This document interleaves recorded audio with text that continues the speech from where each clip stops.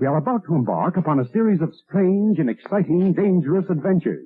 Adventures that will lead us to all parts of the world. Hello and welcome to another Bad Comic Review. This time we're looking at Universal Monsters Dracula Issue 1. This is a 4-part miniseries from Image and Skybound from 2023, written by James Tynion IV, art by Martin Simmons, lettered by Russ Wooten. I have the cover by Martin Simmons, edited by Alex Antone. Cover's pretty cool, it got me to buy the book. So we start off with Renfield being in the mental institution talking to Dr. Seward, and the doctor thinks this guy's completely bonkers, but he may actually just be sick with a blood illness. He discusses the case with his friend Jonathan Harker, and then we jump over to Harker's girlfriend Mina and her friend Lucy, and it looks like there is a wolf on the prowl in London, and that is setting Renfield off. Now, he tells us lots of things about why he eats bugs, which is pretty gross, and that he is in fact waiting for word from the Master. Now, this is not directly based off of the book Dracula. This is based off of the Universal movie Dracula starring Bela Lugosi. So there are obvious changes. For instance, Renfield was on the ship when all the sailors were killed, and it looks like he did all the killing. But that may not be the case. It was probably still Dracula, but he's the only one that was found alive. And in this story, it was Renfield that was sent to do the land deal for Dracula, not Harker. Now, obviously, any changes that were made for the film were probably for time constraints because you had a limited amount of time and it was very expensive to film on celluloid back in the old-timey days of film. But the story is a lot of fun and the art style is really, really interesting. It's very abstract, especially on the scenes with Dracula or any supernatural things. Renfield's face is almost always this really glowing white kind of look, like a light bulb with eyes. It's very disturbing and reminds me of some scenes with the Joker from books like Arkham Asylum, but it's to show his madness through his facial expression, not just focusing on the entire face. So you're seeing like his mouth change from teeth to like fangs, and it really sets the tone for the book. And the scenes with Dracula are haunting. They are really, really creepy. But overall, I really enjoyed this. I thought it was a shocking amount of fun. I didn't think I was going to like it when I picked it up, but I thought I'll give it a chance, and now I'm looking forward to reading issue 2. And it makes me want to revisit some of those old Universal films. They have also done one of these for The Creature from the Black Lagoon and Frankenstein. So those miniseries will be reviewed later. But right now I'm looking forward to reading issue 2 of this. So I will recommend it. The art style is definitely not going to be for everybody. It has a real Havoc and Wolverine look to it, but it's well done for the style that it's in, and it's got some beautiful colors. It's just not going to appeal to everybody. So if you like a little bit more abstract art, like what Liam Sharp has been doing with the Exo Man of War Unconquered miniseries or Havoc and Wolverine, then you'll probably like this. So that being said, I didn't feel cheated for my $5. The paper quality is really good. I'm sure that it's in trade paperback by now, so you should be able to track down that way too. We'll see how the miniseries goes before I'd recommend buying that, but if you find this for cover price or less, I'd recommend it. I thought it was pretty well done, and it was pretty interesting, despite any changes from the book. But that's going to do it for this episode. Thank you so much for listening and supporting the channel. If you enjoyed the video, please hit the like button, and don't forget to subscribe so you don't miss future reviews. If you'd like to help the channel out in other ways, links are in the description to various support methods, and as always, we hope to see you on the next one.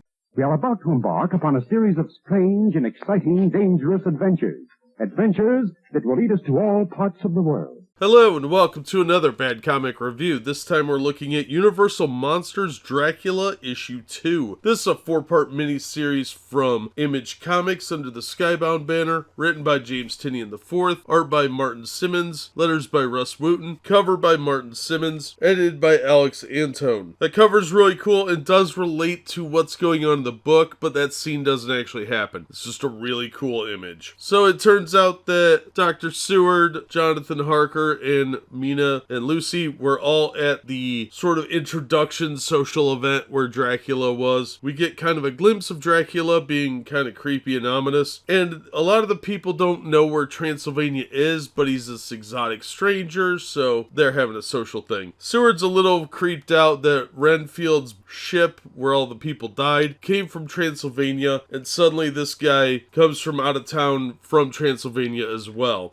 Jonathan and Dr. Seward go for a drink at the Gentleman's Club, where a seemingly raging alcoholic version of Dr. Van Helsing is hanging out and telling a story about a vampire and how that is what is actually affecting Renfield. He makes a bit of a spectacle of himself and sort of insults Dr. Seward at the same time. Meanwhile, Lucy and Mina are having a little chat about how amazing Dracula was and how Lucy can't stop thinking about him. And of course, this means that Dracula is going to visit her in the night. Renfield has a little freak out at the asylum, and Dr. Seward begins to question his own actions. We are left with a really disturbing final page, and it's going to lead into issue 3, obviously. This was a really good issue. The dialogue is simple and to the point. We get these really abstract images of a wolf hunting people from a distance. It's got real good mood to it, real creepiness. And whenever they show the wolf or Dracula with his fangs out, it's always very abstract and ethereal. Whereas when they show him, like at the reception, he looks like a guy in a suit. And that is quite an interesting contrast because although the art is very abstract to begin with, the sort of blurriness and meshing of the background with the supernatural really gives it that strong, almost paranormal feel to it of something just out of place. So the art style really affects the story in this. And the art style is definitely not going to be for everybody, as I've stated before, but I think it works really well for this kind of story, and it's really well done. I find this to be a very interesting take on Dracula, and it is based, as I said in the previous video, on the movie from Universal and not the book itself. So there are significant changes here, but they are done really well, and the pacing really kind of moves the story along because it's much more cinematic. So I'm going to recommend this. I think the paper quality is amazing. The cover's cool. The interior art is really cool, even if it's not going to be for everybody. It definitely has a unique style to it that looks really good for a horror book, and the story is really well adapted. So if you get a chance to check this out, I highly recommend it. I have a lot of fun reading this, and I'm looking forward to reading issue 3. And I didn't feel cheated for my $5, which is pretty rare anymore. But that's going to do it for this one. Thank you so much for listening and supporting the channel. If you enjoyed the video, please hit the like button and don't forget to subscribe so you don't miss future reviews. If you'd like to help the channel out in other ways, links are in the description to various support methods. And as always, we hope to see you on the next one.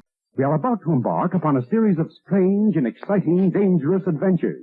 Adventures that will lead us to all parts of the world. Hello and welcome to another Bad Comic Review. This time we are looking at Universal Monsters Dracula issue 3. This is a 4-part miniseries from 2023 from Image Comics under their Skybound imprint. This was written by James Tynion IV with art by Martin Simmons, letters by Russ Wooten, cover by Martin Simmons, edited by Alex Antone. So a few weeks have passed since the end of last issue, and we start off with Mina and Jonathan looking at Lucy's grave and visiting. Dracula is seen on the periphery of the graveyard, but he of course can't enter because it is hallowed ground, but they don't know that. Dr. Seward tries to save Dracula's latest victim and still is having difficulty coming to terms with what's really going on. He keeps trying to do blood transfusions for these women that have been found with puncture holes in their neck and suffering from some strange form of exsanguination. Mina goes to visit Renfield at the mental asylum, and that does not go over well with Dr. Seward. And Dr. Seward's just been told that he better start consulting with Van Helsing, because if not, the hospital's going to get shut down. Parliament is not happy with the way he is handling the 10 deaths that have gone on in the past couple weeks. And his methodology they see as weird and a bit unnatural. Some of them seem to suggest that maybe he should be in his own asylum, but not as a doctor. So unfortunately for Seward, he has to consult with Van Helsing, who does seem to actually know what's going on. And while Van Helsing may be a drunk and a weirdo, he may be the only person that can save London from the vile, monstrous menace that is claiming the lives of all these young women. This issue is a bit condensed. They have to kind of move the story along rather quickly, so the embrace of Lucy that is in the book has to be a little bit rushed along here. But we see a lot more of Renfield in this one, and that was pretty pretty interesting actually, because he is kind of our Greek chorus. He's moving the story along and revealing little bits of information here and there, while at the same time trying to appease his master, who seems to be a bit disgusted by him, and he says as much too, that he thinks his master is no longer finding him useful. And the blood transfusions do seem to be working a little bit on Renfield, because he says that he feels different now that they've done transfusions on him. So I thought that was pretty interesting, but overall this was another solid issue. It is a little bit condensed in that it's moving quite a bit of the story forward, skipping a little bit here and there maybe, but I think it does work overall for the narrative that they're doing. And I am looking forward to reading issue 4. So I am going to recommend this. I would say it's easily worth the cover price, just with the beautiful abstract art for all the reasons I've stated in the previous videos. It's definitely, as I've said before, not going to appeal to everyone, but it does have that kind of surreal, ethereal nature that does work with a lot of supernatural horror. That being said, despite the fact that the art is probably going to be a little bit off-putting to some people, I think it does work for the story, and I am going to recommend this book so far. Hopefully the payoff is good, but as of now, this is a solid recommendation. I am really enjoying this. It's way better than I expected. And that's going to do it for this episode. Thank you so much for listening and supporting the channel. If you enjoyed the video, please hit the like button, and don't forget to subscribe so you don't miss future reviews. If you'd like to help the channel out in other ways, links are in the description to various support methods, and as always, we hope to see you on the next one.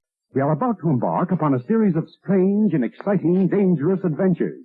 Adventures that will lead us to all parts of the world. Hello and welcome to another Bad Comic Review. This time we are looking at Universal Monsters Dracula issue 4. This is a 4-part miniseries from Image Comics under Skybound, written by James Tynion IV, art by Martin Simmons, letters by Russ Wooten, cover by Martin Simmons, edited by Alex Antone. Cover's really cool. It is Dracula, but it's not action-packed or anything. It kind of should be though, since this is the final installment. So we get Renfield trying to kind of make sense of his role and everything. He's come to terms with the fact that the only person that's ever been nice to him is being converted into a vampire, and Dracula does give him some rats to munch on. Meanwhile, it looks like something is horribly wrong with Mina, and Van Helsing has largely won over Seward, despite Seward's best efforts to deny the reality of the vampire. And as soon as it's realized that Mina is gone, they quickly try and find her, and they come across Renfield running toward Carfax Abbey. So Jonathan Harker,